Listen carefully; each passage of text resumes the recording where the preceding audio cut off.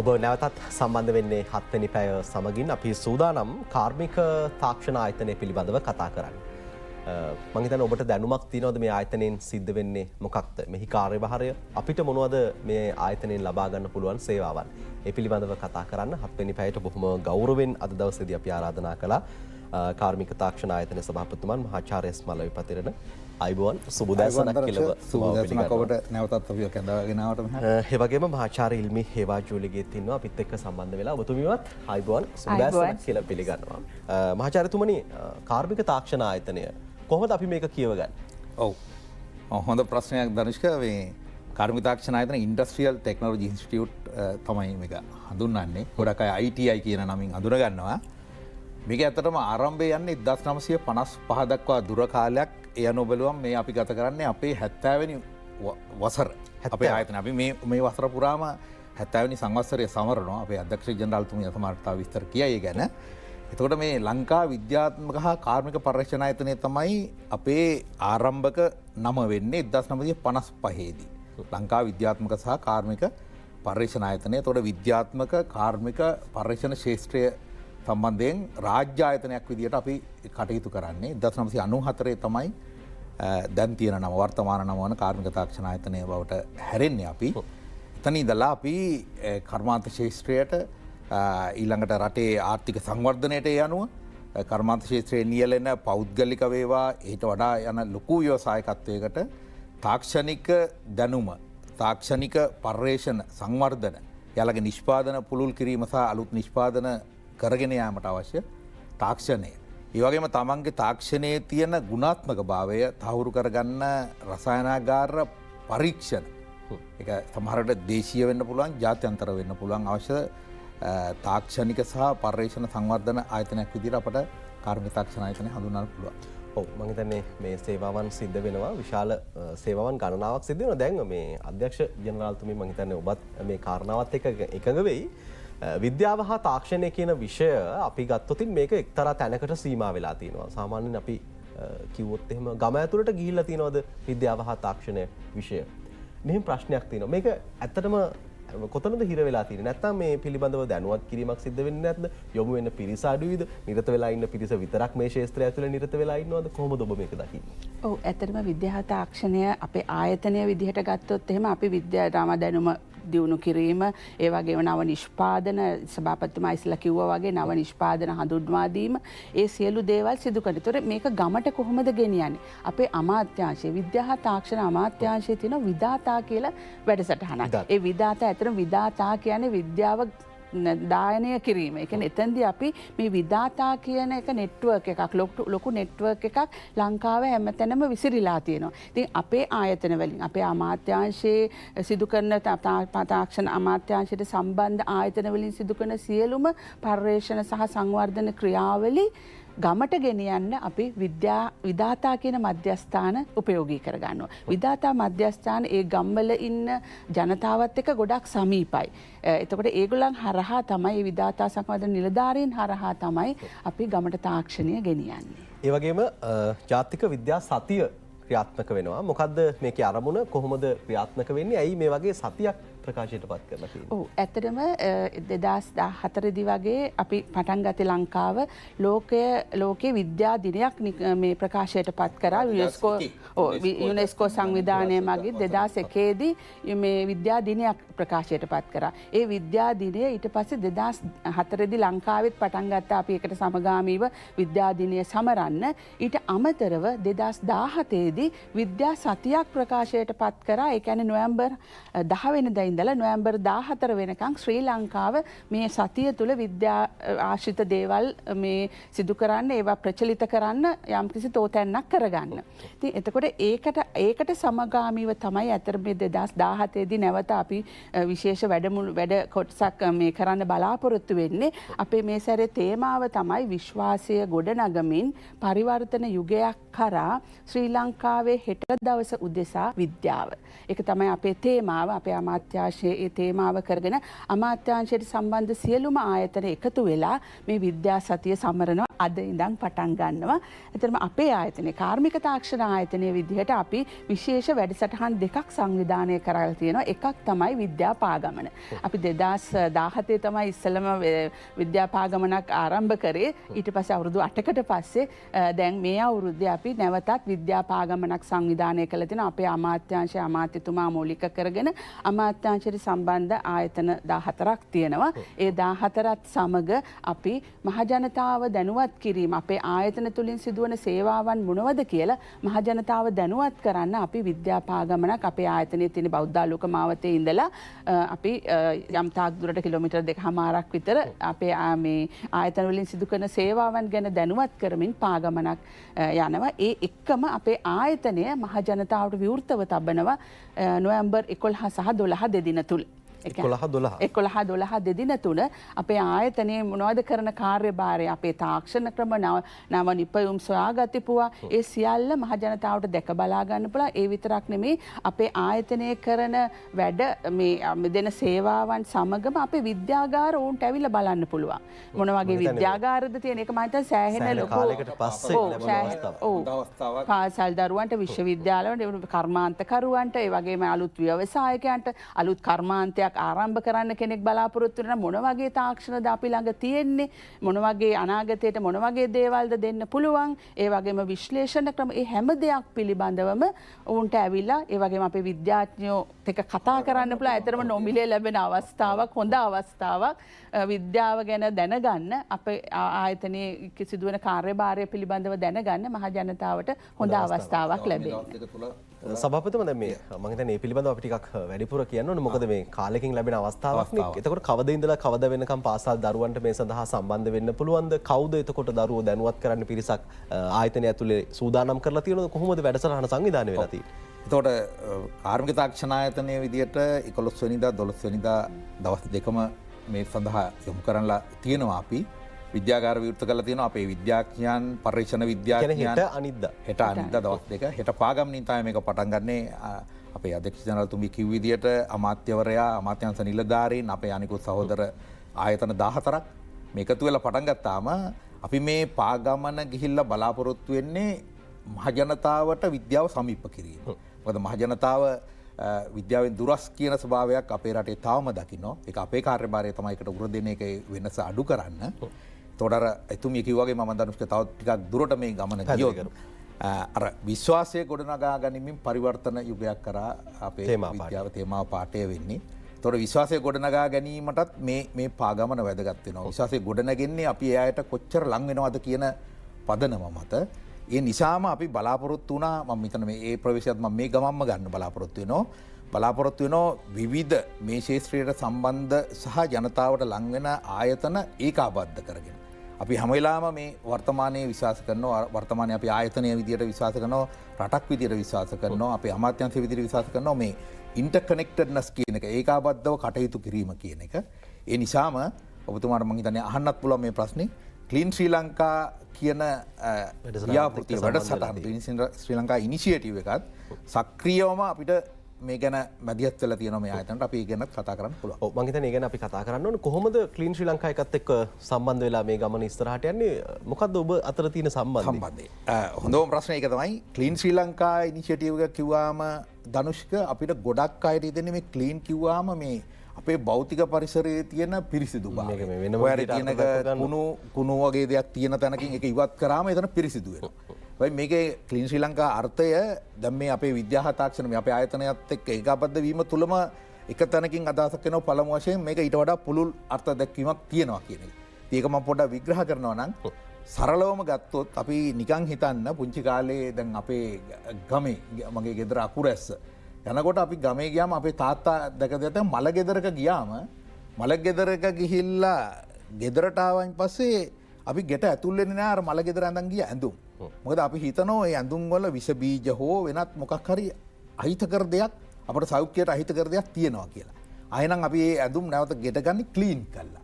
එතකොට අපට තේරෙනවා මෙතන නෑ අර පරිසරය අපි කතා කරන ක්ලීන් කරන එක නෙමෙයි මේ කරන්නේ. මේ වෙනත් ආකාරයක ක්ලීන් කරන එක. එතකොට මේ ක්ලීන් ශ්‍රී ලංකා ව්‍යාපෘතිය ඇතුලේ අන්න ඒ වගේ පුළුල් පරාසයක් තියෙනවා. එතකොට අපේ ආයතනයේ මේක බද්ධ කරගන්නේ කොහොම ගත්තාම අපේ ආයතනය ලංකාවේ විද්‍යාත්මක පරීක්ෂණ ක්ෂේත්‍රයට බහුවිධ කාර්යයන් සපයන ආයතනයක්. දැන් උදාහරණයක් විදියට ගත්තොත් අපි බොන වතුර, එහෙනම් අපි කන ආහාර, එහෙම නැත්නම් අපි ආස්වාස ප්‍රාස්වාස කරන වාතය, මේවා ගත්තාම මේවා අපට අවශ්‍ය සෞඛ්‍ය සම්පන්න ආකාරයෙන් තියෙනවද? තවත් එහාට ගියොත් අපට අසනීපයක් හැදුනාම අපි ගන්න ඖෂධ ගුණාත්මකද? මෙන්න එතකොට මේවා අපේ අහිතකර බොන ජලය සුදුසු මට්ටමේ නැත්තම් ඒක පිරිසිදු කිරීම මේකත් අයිති මේ ක්ලීන් ශ්‍රී ලංකා කියන එකට. සෞඛ්‍ය සම්පන්න ජනතාවක් හදන්න පිරිසිදු පානීය ජලය අවශ්‍යයි. අපි කන ආහාර සම්බන්ධයෙන් ගත්තාම ඒ ආහාරවල ආරක්ෂිත බව සේෆ්ටි කියන එක. මෙතුමිය ආහාර පිළිබඳ විශේෂඥවරියක්. සේෆ්ටි කියලා පිළිබඳ ගත්තාම ඒක අපිට ඇත්තටම සේෆ්ටි එක අපේ රටේ තියෙනවද? ඒතකොට ඒ පිළිබඳව ඉතාම නවීන අතිතාක්ෂණික උපකරණ පාවිච්චි කරලා අපේ ගන්න ආහාර ආරක්ෂිත කියන එක බැලීමේ හැකියාව අපි ආයතනයේ සතුව තියෙනවා. අපි ආස්වාස කරන වාතයේ සුදුසුද? එහෙම නැත්නම් අපි මේ ඉන්න මේ ස්ටුඩියෝ එක මේක ඇතුලේ තියෙන මේකට කියන ඉන්ඩෝ එයා ක්වොලිටි කියලා. මේ එයා ක්වොලිටි කියන එක අපිට සුදුසු මට්ටමේද තියෙන්නේ. එහෙම නැත්නම් අපට අහිතකර යමක් තියෙනවද? මේ සියල්ල බැලීමේ හැකියාව කාර්මික තාක්ෂණ ආයතනයේ සතුව තියෙනවා. මහාචාර්යතුමනි පුංචි බාධා කිරීමක් කරනවා ඔබ පැහැදිලි කිව්වේ. දැන් මේ මෙවැනි පරීක්ෂණ කටයුතු මේ වෙනකොට කාර්මික තාක්ෂණ ආයතනයෙන් සිද්ධ වෙනවද? ඉතා අද ඊයේ වෙන එකක් නෙවෙයි. මේක චිරාත් කාලයක්, ඒ කියන්නේ 1955න් ගත්තාම අද දක්වාම පුළුල් වෙමින් මේක පවතිනවා. අද කොච්චර දුරට ඒක ගිහිල්ලා තියෙනවද කියනවා නම් ISO 17.025/2017 කියන්නේ අන්තර්ජාතික ප්‍රතිීතකරණය කියන එක. මේකෙන් කියවෙන්නේ අපේ ආයතනයේ විසින් යම් සේවාවක් ওই විදිය ඔය කියන ජලය සුදුසුද බීමට, ආහාරවල ආරක්ෂිත බව තියෙනවද කියන සදා කරන පරීක්ෂණ කටයුතු.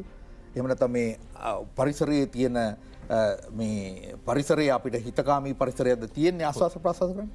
ඒව සම්බන්ධ කරන පරීක්ෂණ කටයුතු බොහොමයක් අන්තර්ජාතික ප්‍රතිීතකරණය කියන්නේ ඒව සඳහා මේ ටෙස්ට් එකක්. එහෙම නැත්නම් පරීක්ෂණයක් කරලා ගන්න දත්ත උත්තරය ඉතාම නිවැරදි කියන එක අන්තර්ජාතිකව තහවුරු වෙච්ච ඒක තියෙන ආයතනය සහ ඒව අන්තර්ජාතික ප්‍රතිීතකරණය ලංකාවේ ලබාගත්තු ප්‍රථම ආයතනය කාර්මික තාක්ෂණ ආයතනය. මම හිතන්නේ මේ වගේ සුවිශාල වැඩ කොටසක් වෙනවා. දැන් අධ්‍යක්ෂ ජනරාල්තුමිය රටකට පවතින්න නම්, රටේ ඉදිරි ගමන තීරණය වෙන්න නම් මම හිතන්නේ මේ විද්‍යා හා තාක්ෂණ ක්ෂේත්‍රය දියුණු වෙන්න ඕනේ. අපි මම හිතන්නේ ටිකක් පස්සෙන් යනවා, ටිකක් අඩුවෙන් යනවා කියන කාරණාව මහාචාර්යතුමත් සඳහන් කළා. මේක අපි කොයි තැනද අනාගතයේදී ස්ථානගත කරන්න බලාපොරොත්තු වෙන්නේ? ඒ සඳහා වන අනාගත දැක්මට ඔබේ ආයතනයෙන් දෙන බර තැබීම කොයි වගේද? ඔව්, ඇත්තටම අපි බලාපොරොත්තු වෙනවා අපේ තාක්ෂණ ක්‍රම පිට රටවල් වලටත්, ඒ කියන්නේ අපේ නිෂ්පාදනකරුවන්ට නිෂ්පාදනාගාර වලට අපේ තාක්ෂණ දීලා ඒ තාක්ෂණ පිට රටවලට යන තත්ත්වයට අපේ තාක්ෂණ දියුණු කරන්න ඕනේ. ඒ වගේම තමයි අපේ විශ්ලේෂණ ක්‍රම. දැනටත් අපේ ආයතනය බැලුවොත් එහෙම අපේ ආයතනයේ විවිධ රටවල් වලින් මේ එනවා අපේ ආයතනයේ විශ්ලේෂණ ක්‍රම ලබා ගැනීම සඳහා. ඉතින් ඒ කියන්නේ අපි තව දුරටත් ලෝකේ විවිධ රටවල් වලට සේවා සපයන කේන්ද්‍රීය ස්ථානයක් වෙන්න තමයි අපේ බලාපොරොත්තුව. ඒ කියන්නේ ලංකාවේ කර්මාන්තකරුවන්ට සේවා සපයන අතරම විදේශීය රටවල කර්මාන්තකරුවන්ටත් ඒ අවශ්‍යතාවයන් සපයන තරමට අපේ ආයතනය ගෙනෙන එක තමයි අපේ ප්‍රධාන අරමුණ වෙලා තියෙන්නේ. එතෙන්දී අපි ඇත්තටම නව තාක්ෂණ ක්‍රම, ඒ කියන්නේ අද ලෝකයට ගැලපෙන, දැන් අපි දන්නවා හැමතිස්සෙම AI තාක්ෂණය ගැන කතා කරනවා. ඒතර ඒ වගේ තාක්ෂණකම පාවිච්චි කරලා ඊළඟට අපිට විශ්ලේෂණය සඳහා අති නවීන උපකරණ පාවිච්චි කරලා, ඒ වගේම අර ඉස්සෙල්ලා අසවපත්තුමා කිව්වා වගේ ප්‍රතිීතන සහතික ලබාගෙන ලෝකයේ හැම රටක්ම අපේ සහතික එහෙම නැත්නම් අපි නිකුත් කරන මේ වාර්තා, විශ්ලේෂණ වාර්තා පිළිගන්නා තත්ත්වයට ඉතාමත් මේ කියන්නේ අපි දැනටමත් ඒ තත්ත්වයට පත් වෙලා තියෙන අපේ ආයතනයේ මේ වගේ ප්‍රතිීතන මේ ලබාගත්තු පරාමිතීන් 1025ක් පමණ තියෙනවා. ඉතින් ලංකාවේ ඇත්තටම වැඩිම මේ ප්‍රතිීතන සහතික අරන් තියෙන අපේ ආයතනයෙන් තමයි. ඉතින් ඒ වගේ අපි තව දුරටත් අපේ සේවාවන් වැඩි දියුණු කරන ලෝකයේම පිළිගත් මධ්‍යස්ථානයක්. ඇත්තටම අපිට ලෝකේ නැතුණත් ආසියාවේම ප්‍රධාන මධ්‍යස්ථානයක් වෙන්න පුළුවන් නම් මේ තාක්ෂණය සහ විශ්ලේෂණ සේවා සපයන කාර්මික තාක්ෂණ ආයතනයට අන්න එතන තමයි අපි යන්න බලාපොරොත්තු වෙන්නේ. ඔව්, මම හිතන්නේ පැහැදිලි ගමනක් සහ ඉලක්කයක් එක්ක වැඩ කටයුතු ගණනාවක් සිදු කරනවා. සභාපතිතුමා අපිට වැඩසටහන නිමා කරන්න මිනිත්තු 2ක් වගේ තියෙන. අපි අර පාසල් දරුවන්ට ලැබෙන අවස්ථාවෙන් ප්‍රයෝජන ගන්න නැවතත් ඒ ආරාධනය කරමු. හෙට සහ අනිද්දා ඇවිල්ලා මොනවද කරන්න පුළුවන්, දැක බලා ගන්න පුළුවන් කොහොමද කියලා ඔබේ ආරාධනය දරුවන්ට දෙන්න කියලා මේ අවස්ථාව. ඔව්, ඇත්තටම මේ ධනුෂ්ක බොහොම ස්තුතියි ආරාධනය කිරීමට ඉඩ ලැබීම ගැන. අපි පාසල් දරුවන්ට රටේ මහ ජනතාවට කියන්නේ දරුවන් විතරක් නෙවෙයි හැමෝටම මහ ජනතාවට. ඔව්, අපේ මේ පිරිස අපි මෙතුමිය මම අද මහාචාර්යවරු වෙලා ඉන්නේ මේ රටේ මිනිස්සුන්ගේ මුදලි. එනිසා අපිට තියෙනවා මේක උර දෙන්න කාර්යභාරයට උරදීමේ වගකීම. එනිසාම තමයි අපි මේ ආයතන දුරස්භාවයෙන් තුරක් ගල විද්‍යාව තාක්ෂණය ඔබේ ළඟට ගේන්න මේ දින දෙකම විවෘත කරලා තියෙනවා. එකෙන් කියන්නේ දින දෙකෙන් එහා පැත්තේ ඔබට දුරස් කියලා ඔබලා අපි ළඟ ඉන්න ඕන. ඒ නිසා අපි විවෘත ආරාධනයක් කරනවා. අපි මොනවද කරන්නේ? ඔබලාට ඒකෙන් ලබා ගන්න පුළුවන් මොනවද කියන එක හඳුනා ගන්න, දැක බලා ගන්න, අර අපි කියන විදිහට අයි විට්නස් කරන්න. අපි ළඟට එන්න. ඒ ඇවිල්ලා පුළුවන් එතකොට දැනගන්න ලෝකයේ තියෙන අති නවීන පර්යේෂණ උපකරණ එහෙම නැත්නම් රසායනාගාර පරීක්ෂා කටයුතු කරන උපකරණ අපි ළඟ තියෙනවා. ඒවා අත්දැකීමක් ලැබලා මේ අත්දැකීම ගන්න පුළුවන්. තව චූටි කාරණයක් මේකත් එක්ක කියන්න ඕන මේ විද්‍යාව අපට කොච්චර දුරස්ද කියන එක වෙන්න දැන් අපට තියෙන වෙනම විද්‍යා තාක්ෂණ කියලා අමාත්‍යාංශයක්. පසුගිය වකවානුවන් තුළ සමහරලාට අපිට හරියට අර්ථ දැක්වුණු අමාත්‍යංශයක් විද්‍යා තාක්ෂණ ක්ෂේත්‍රයට තිබුණේ නැහැ. තැන්වල විවිධ නම් වලින් තිබුණා. මෙවර අයවැයෙන් විද්‍යා තාක්ෂණ ක්ෂේත්‍රයට බිලියන 1.2ක් වින් වෙලා තියෙනවා. ඉතින් ඒකෙන් තේරෙනවා රටක් විදියට රජයක් විදියට මේ කොච්චර විද්‍යාව තාක්ෂණය ඇගීමට ලක් කරන්න හඳුනා ගන්න උත්සාහ කරලා තියෙනවද කියන එක අපි ධනුෂ්ක ගත කරන්නේ ඔබ දන්නවා ඇති මේක බොහෝ දෙනෙක් දන්නා කාරණයක්. ලංකාවේ තමයි අට්‍රැක්ටරය කියන එක නිෂ්පාදනය කරේ ආචාර්ය රේ විජේවර්ධනයන්. එතුමා අට්‍රැක්ටරය නිෂ්පාදනය කළා ලංකාවට ඉදිරිපත් කරනකොට එවකට හිටි පාලකයන් කිව්වා ඔබ දන්නවා අට්‍රැක්ටරයෙන් කරන්න පුළුවන් කුඹුරු සකසන්න අස්වැන්න සකස් කරන්න එවකට හිටි පාලකයන් කිව්වා අපට ඕව අවශ්‍ය නැහැ අපට හරක් ඉන්නවා කියලා. ඕව කරන්න. හැබැයි ඒ අට්‍රැක්ටරය තමයි ජපානය විසින් අපිට විවිධ නාමයන්ගෙන් කුබෝට කියලා වගේ නාමයන්ගෙන් අපේ රටට ආවේ. එහෙම වකවානුවක ඉඳලා අපි අන්තර්ජාතික ප්‍රතිථකරණය අද කතා කරනවා. ලෝකේ දියුණුම තාක්ෂණය කතා කරනවා. අපි සූදානම් මේ රට විද්‍යාවෙන් තාක්ෂණයෙන් ඉදිරියට ගෙනියන්න. ඒ සඳහා පෙළ ගැසුණු ප්‍රමුඛ ආයතනයක් කාර්මික තාක්ෂණ ආයතනය කියන්නේ. ඊට අමතරව කර්මාන්ත ක්ෂේත්‍රයේ ඉන්න අයට අවසාන වශයෙන් පණිවිඩයක් කියන්න තියෙනවා. ඔබේ නිෂ්පාදන අපේ ළඟට අරගෙන එන්න. අපි ඒ සඳහා ගුණාත්මක බව මොකක්ද කියන එක අපි විසින් තහවුරු කරන්නම්. ඔබ හොඳ ගුණාත්මක නිෂ්පාදකයෙක් නම් අපිට පුළුවන්කම තියෙනවා මේක අලුත් අදහසක් ඉදිරිපත් කරන්න මම එකත් කියාගෙන යන්න. අපි සූදානම්කම තියෙනවා ඔබගේ නිෂ්පාදන අර පිරියොඩිකලි ඒ කියන්නේ ක්‍රමානුකූලව නීති අර ක්‍රමවේදයක් අනුව අපි විසින් අධීක්ෂණය චෙක් කරලා ඉවර කළා. ඒ ගුණාත්මක බව ඔබ එක දිගටම රැගෙන යනවා නම් අපේ සන්නාමය ITI කියන සන්නාමය ඔබගේ නිෂ්පාදනයට දෙන්නත් අපි මේ වෙනකොට කතා කරමින් යනවා. සමහර නිෂ්පාදකයන් මේ වෙනකොටත් අපෙන් ඒක අරගෙන එතකොට ඒගොල්ලෝගේ නිෂ්පාදනයත් එක්ක අපේ ITI එකේ ලෝගෝ එක පාවිච්චි කරන්න පුළුවන්. හැබැයි අපි තහවුරු කරනවා ඔබලා සමාජයට වගකීමක් සහිත නිෂ්පාදකයෙක් විදියට දේශීය හෝ විදේශීය වෙළඳපොළ සමග රැඳී ඉන්නවා කියන එක. ඔව් මම හිතන්නේ ඒ ආරාධනාවත් තියෙනවා ඔබට. මම හිතන්නේ ඒ සඳහා වන දැනුවත් කිරීම සියල්ල සිද්ධ වෙනවා හෙට සහ අනිද්දා දෙදින තුල බෞද්ධාලෝක මාවතේ. අපි එන්න ඕනේ තැනක් කියමු. ඔව් බෞද්ධාලෝක මාවතේ අපේ කොළඹ බෞද්ධාලෝක මාවතේ පරිශ්‍රය තමයි විවෘතව තබන්නේ. ඒක නිසා බෞද්ධාලෝක මාවතේ ITI පරිශ්‍රයට එන්න ඇවිල්ලා ඔබට ආයතනීය කරන කටයුතු මෙන්ම එතරම් මම ඉස්සෙල්ලා කිව්වා විදාතා ව්‍යවසායකෙනුත් එතනදී හමු වෙන්න පුළුවන්.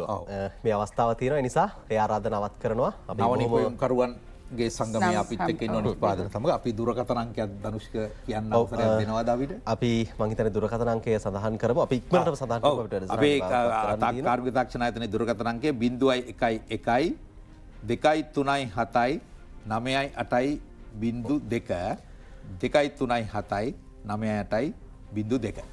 ඔව් අපි බොහොම ස්තුතිවන්ත වෙනවා අද දවසේදී. මම හිතන්නේ කෙටි විලාවක් අපිට ලැබුණත් මේ වෙලාව ඇතුළත දැනුවත් කිරීම රසක් සිදු කරන්න පුළුවන් වුණා. බොහොම ස්තුතිවන්ත වෙනවා මහාචාර්ය ස්මල්ල විපතිරණ කාර්මික තාක්ෂණ ආයතනයේ සභාපතිතුමන්, ඒ වගේම අධ්‍යක්ෂ ජෙනරාල්තුමිය ඉල්මි හේවාජුලිගේ. මම හිතන්නේ ඔබට බොහොම ස්තුතියි. අපි වැඩසටහන නිමාවටපත් කරනවා. හෙටත් උදේ 7ට මුණ ගැහෙන්න අපි සූදානම්. ජයග්‍රාහී දවසක් ප්‍රාර්ථනා කරනවා. ආයිබෝන්. බොහොම ස්තුතියි ධනුෂ්ක ඔබට.